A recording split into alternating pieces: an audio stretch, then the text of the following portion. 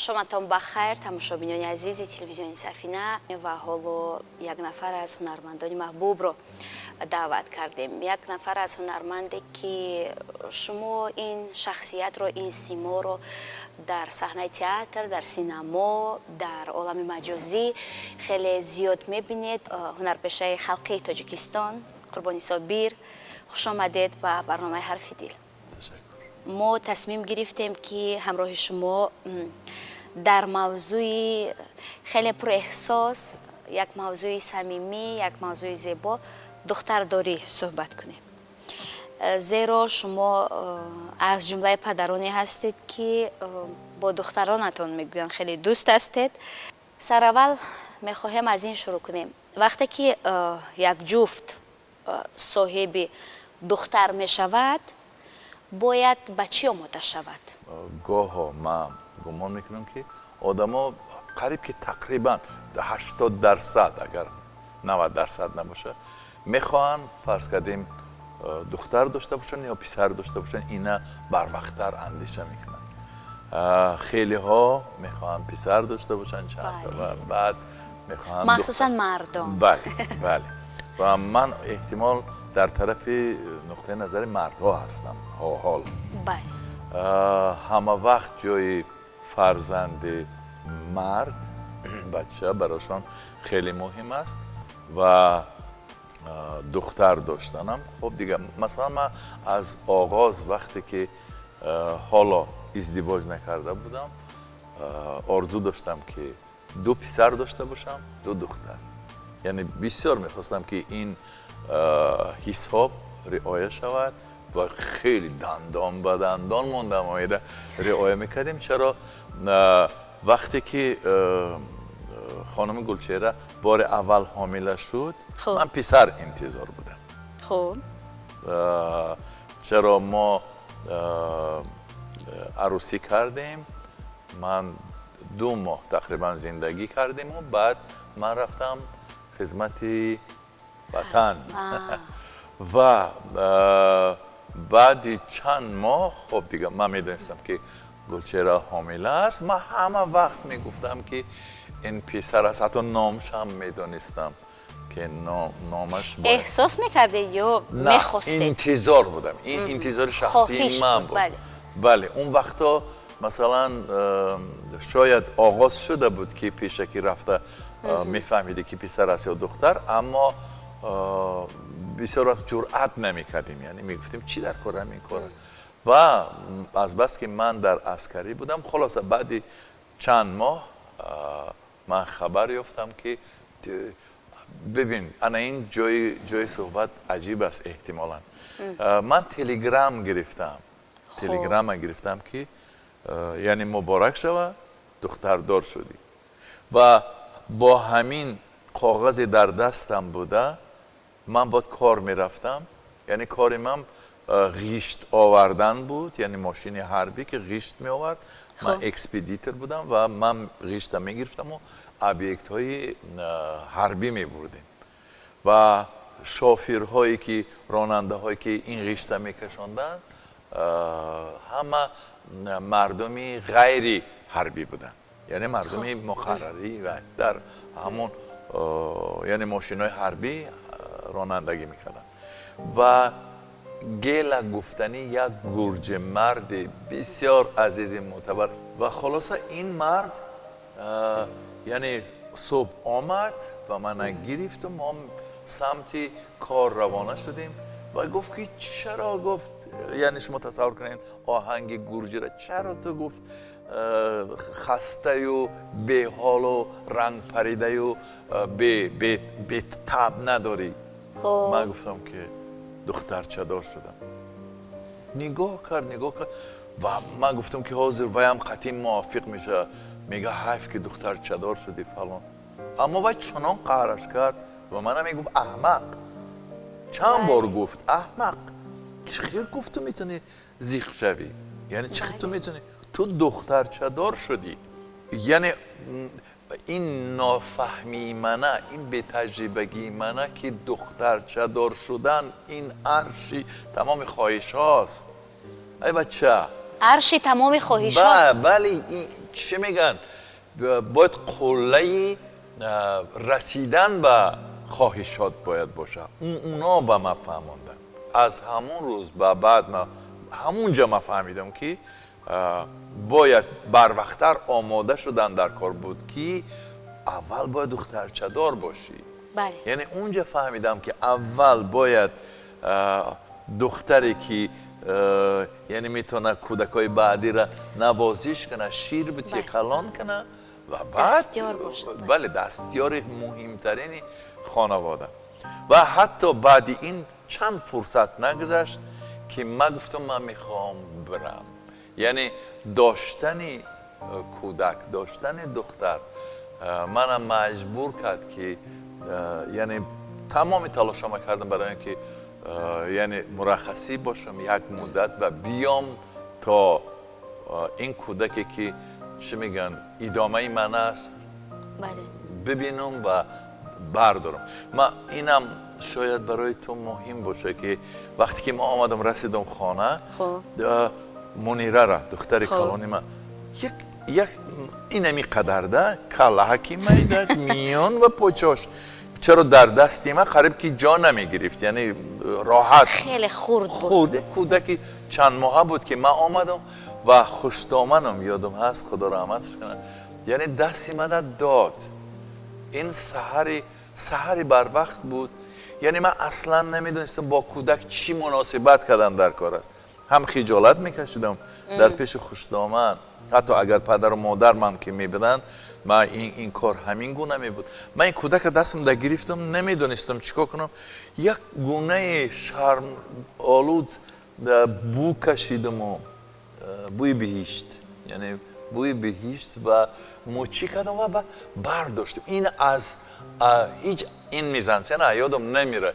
من برداشتم بلند و میخواستم ببینم که چی است این و عجب. خلاصه این در یادم هست سحرا وقتی که مثلا در تنی خوابالود دستای نازوکی کودکانه وقتی که لمس میکنه که چی کاری کردن میخواد و تو از خواب بیدار میشی، اینقدر بامزه است این چیزا. و همین یعنی از انتظاریم از احساسای اولم از تولد دختر همینا هم که خیلی مثلا این کودک برداشتن خواباندن این چیزا بسیار یک عمری برای من فتحی مره بود که من پدر شدم و صاحب دختر و فریدون تولد شد. بعدی فریدون سارا، بعد از سارا دختری سروش بله. و حالا فرزندان همه کلان شدن، همه صاحب کسب هستند. بله. و هر نفر در کسب خود استوار است. خدا روش. فریدون ورزشگر است. بله. در کدام رشته؟ فریدون اول تمام کرد دانشگاه تکنیکی به نام آسیمی. یعنی ما بسیار میخواستیم که از روی منطق بگیم من و مادرش که هنرپیشه هستیم تا گلچهرم تا یک 15-16 نزدیک 20 سال کار کرد و بعد دیگه تربیه کودکان در مشغول شد و ماند. یعنی منم و گلچهرم نمیخواستیم که یگان فرزندمون به همین کسب ما نزدیک شد. چرا خیلی و خب یعنی مشکل است، نان خوردن بسیار مشکل است و سخت است. برای همینم فریدونم منیرم همه منیره مثلا زبان خارجی انگلیسی تمام کرد. فریدون تکنیکی و نمیخواستیم برای می هرچی از خودمون دورتر، اما فریدون یک روانه مثلا چیزی که دوست می داشت ورزش این کار گپای ما را و عاقبت به جای رسیدیم که کدام روز گفتیم خب تو این دیپلم داری اما اینجا کار میکنی، اینا درست کردن در کار است و ناخواست همین خیلی در سرمان آمد دوباره به دانشکده ورزش یعنی داخل شد و دیپلم دویمش گرفت و امروز یعنی از نگاه حجت بازی از نگاه مثلا چیز درست است کاراش چند بار چمپیون تاجیکستان شد بله، و بله، دستاورد خب داشت. خیلی ادامه داده. درسته کاراش به فکر من که گنده نیست. اما سارا برای شما رفت. سارا اول روزنامه‌نگار داخل شد، بله. ختم کرد بله. و اینم عیناً مثل فریدون یک روانه میخواست خواست خودش پیدا کنه. بله. یعنی از بس که زمان روزنامه نگار وقتی که میخوان در دانشکده فرهنگ و صنعت، یعنی ببین براش احتمال خوشبختانه یا برای منم خوشبختانه درس مهارت اکتوری رو من درس دادم و اینا یک گروهی 30 و چند نفره بودن و حدودی 10 نفر دختر بودن یا کمتر زیادتر. خب یعنی دو گروه اکثرا دخترها بودن، دختر بچه ها، و درس مهارت اکتوری اینقدر براشون جالب بود که خیلی هاشون نامشون نمیگیریم حالا در همین هنر کار میکنن. بله. و سارا هم همین گونه. بعد اینم وقتی گفتیم آخه یک روز از تو میپرسن که کنی حجت داری نداری چرا اینو نخوندی و دوباره رژیسوری سپارید و یعنی دیپلمی ماجستری رژیسوری هم گرفت و یعنی اینم اما نقش آفری خیلی خوب دارند. خب این اکنون بهای شماست و گن است گن. شاید گنده نیست.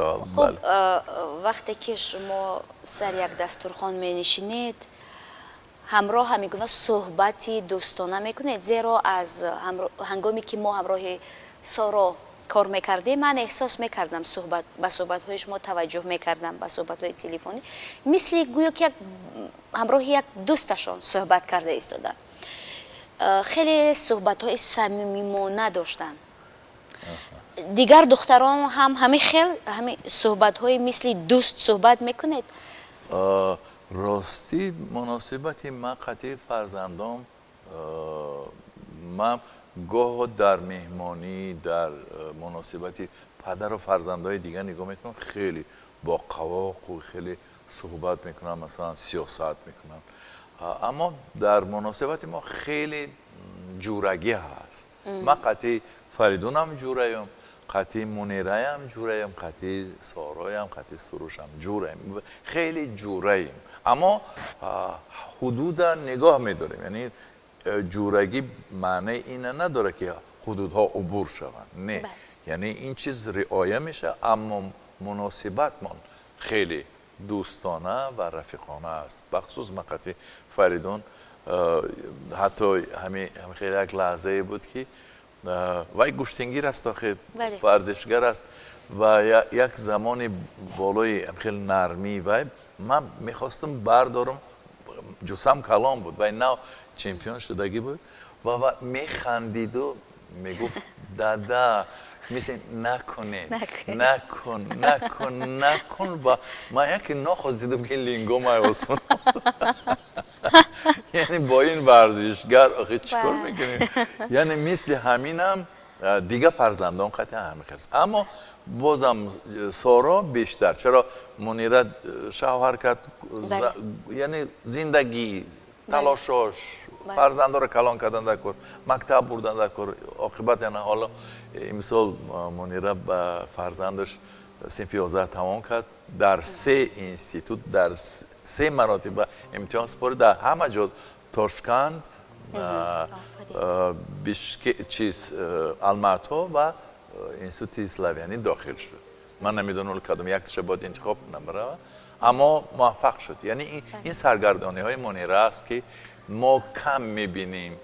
در معرکه های اویلوی جمع میشیم و اما سارا شانسش بسیارتر است با پدر بودن و منم چرا کسب یک است. بله کسب یک است. ما در اینستیتوت در کنار هم میشینیم و بچه ها درس میگیم و در یک هفته 2 مراتب 3 مراتب حتما وام میخوریم و ساعتهای طولانی میشینیم در کنار هم صحبت میکنیم، تحلیل میکنیم، کار میکنیم، با بچه ها کتاب میخوانیم. خب دیگه تلاش بحث همین خیلی، یعنی امکانیتی با سارا بودن زیادتر است و خوشبختانه وقتی که سارا هم پرید و رفت از خانه ما. حالا سروش مانده است و وقتی من هر روز یعنی سالهای طولانی، یعنی من سابقهش نمیدونم چقدر است، شاید 30 سال، هر روز بعدی شام خب من قدم میزنم. تقریبا از همه کمش 5 کیلومتر و بیشتر 6-7 کیلومتر من قدم میزنم و بسیار وقت اون زمانی که سارا بود، سارا قطیم میرفت، فریدون گاه قطیم میبره. اتومبیل رو یک طرف میگذارید یا به خانه میروید بعد؟ بله، بعدی که شام میخورم بعدی اون قریب 1-2 ساعت من قدم میزنم و خلاصه حالا تمامی میراثی بگیم دارایی های پدرداری منیره و فریدون و سارا را سروش داره. یعنی همراهش ما قدم میزنیم. بله، هر شام ما میبریم، قدم میزنیم، صحبت میکنیم. البته سروش اکنون دیگه است، خیالش دیگه است، فکرانیش یک گونه دیگر است. درباره هنر ما کمتر صحبت میکنیم، درباره مثلا دنیای و چرا ماهتاب فرض کردیم هر روز 40 دقیقه دیر میبره و صحبت های دیگه ای که براش جالب است. گاه ها از مسئله معنوی صحبت میکنیم، دوامی راه. همگان صحبت ها برای دختر چی میدهد؟ باوری یا احساس میکند که پدر تکیه‌گاهش است در هر حالت زندگی، سبق میگیرد یا چی؟ در این صحبت ها من هر چی میتونم کمک کرد میکنم برای آن که مثلا زندگی را در یک پرده نبینم. هم شاگردام هم فرزندام، یعنی راه های دیگه هست. اگر تو گویی که فضا دیگر نمیشه، نشستی نمیشه و فضا را تو خودت، تو شادی را خودت برای خودت بساز.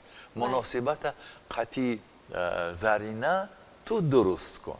بله. یعنی اگر تو گویی که انتظار شد که وای باید قطعی من مناسبت درست کنه، نادرست هستین.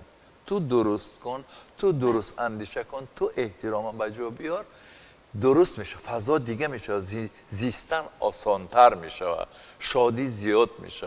همه چیز یعنی از خود انسان شروع میشود. بله، یعنی بسیار وقت مثلا من نگاه میکنم اینا در هنرم، آدم ها انتظار میشن که از کجای آمده اینا رو نجات دیم. بله. یعنی میخوان نجات بیاید، اما نمیگن که نجات اینجاست. تو خودت باید نجات باشی، تو خودت برای خودت فضا آماده کن، کتاب خوان، نمیدونم فیلم بازی کن، ورزشگری کن، نمیدونم هر کاری کن، اما فضا تو درست کن. برای تو نباید درست کنن.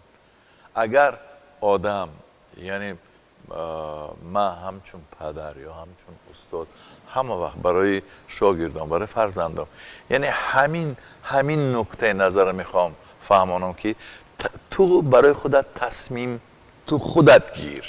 برای تو نباید تصمیم بگیرن از بیرون. اگر تو خودت گفتی که من فلان کار انجام میدهم، یعنی جوابگاریش هم در گردن تو میشه، مسئولیت هم در گردن تو میشه. اما اگر گفتی کسی کردنی بود و بعد نیم کاره ماند و نگفت من فلان جا در فلان گردش نگفت من بیا، خب دیگر تو انتظار شدی، گناهی تو هست. اون از گریبان اون چی میگیری؟ یعنی در همه کار زندگی. در زمان کنونی از نگاه شما تربیت فرزند برای درست روان کردن فرزند یک کمی مشکل نشده است، زیرا تاثیر عامل های بیرونه زیادتر شده است. درست که میگن انسان را محیط تربیت میکند، اما سوال این است که چگونه محیط؟ مثلا اینترنت از نگاه شما به روحیه دختران، به خاراکترشان، به رفتار و کارشان تاثیر میگذارد؟ اگر ها چگونه؟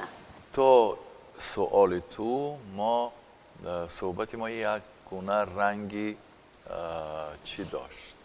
غالبیت، گویا همه چی آسان است، گویا همه چیز آسان بده. آدم ازدواج میکنه، فرزنددار میشه، فرزنداش کلان میشن، همشون صاحب اونن. این خیلی نیست. بله. هرگز این طور نیست. یعنی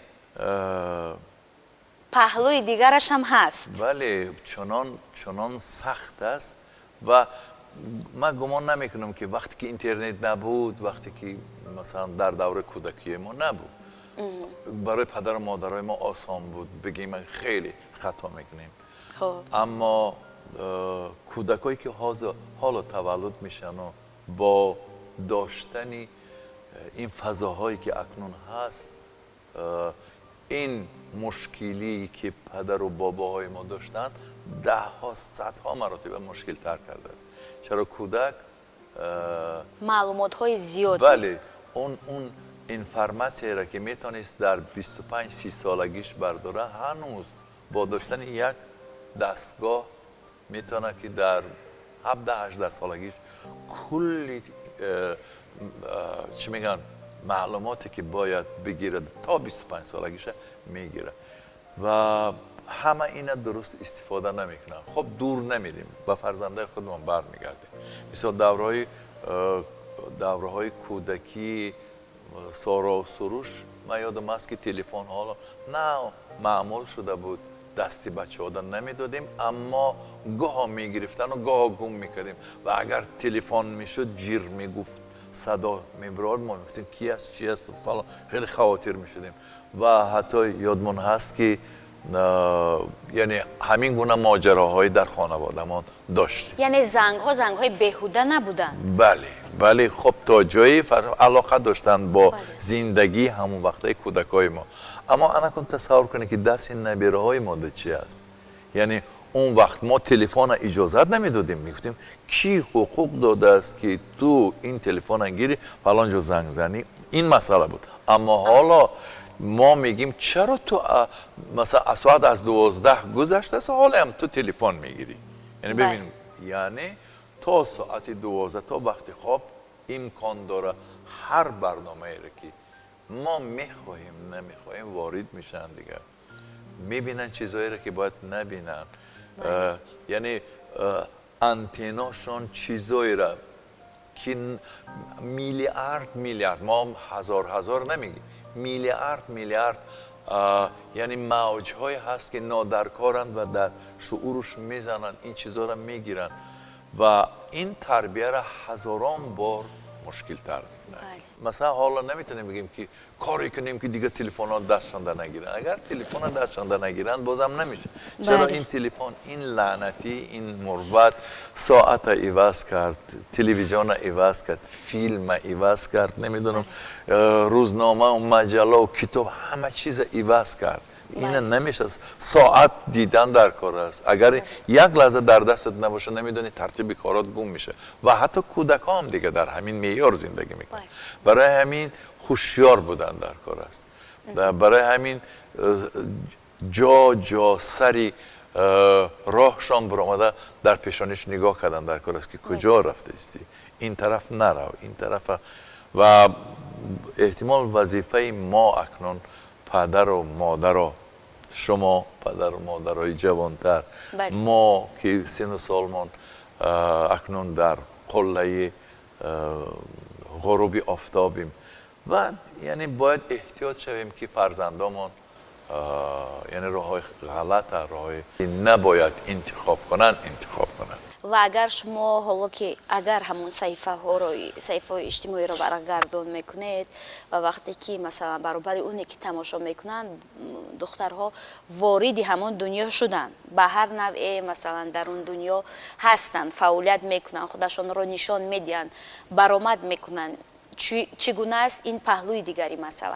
و وقتی که به همین گونه صحیفه ها رو میبینید، به عنوانی یک پدر میخواهید اینجا چگونه باشد، همون خاراکتر، خصوصیت، رفتار دخترها چگونه باشد. با فرزندان، به خصوص دختر بچه ها، یعنی تلقین کنیم همه زمان در گوششان بریزیم که عفت، پاکیزگی، اخلاق از همه مهمتر است.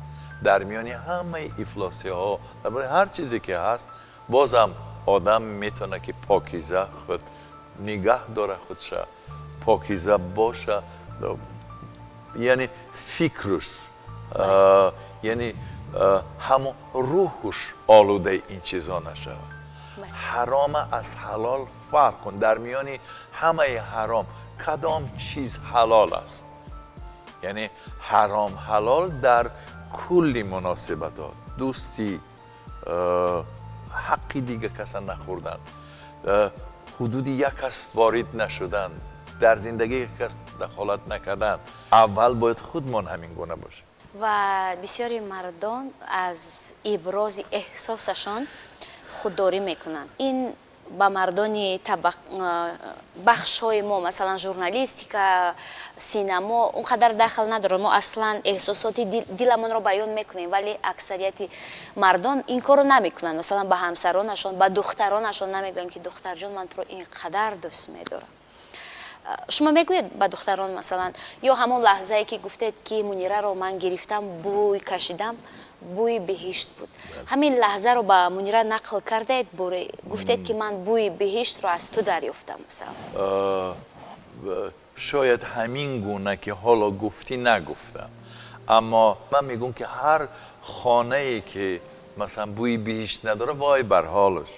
از دهان کودک وقتی که نفس میکشه، وقتی که میخوای خب بوی بهشت میه. واقعا من این گپه، این حرف هر زمان در میان خانوادم و سالهای طولانی گفتم.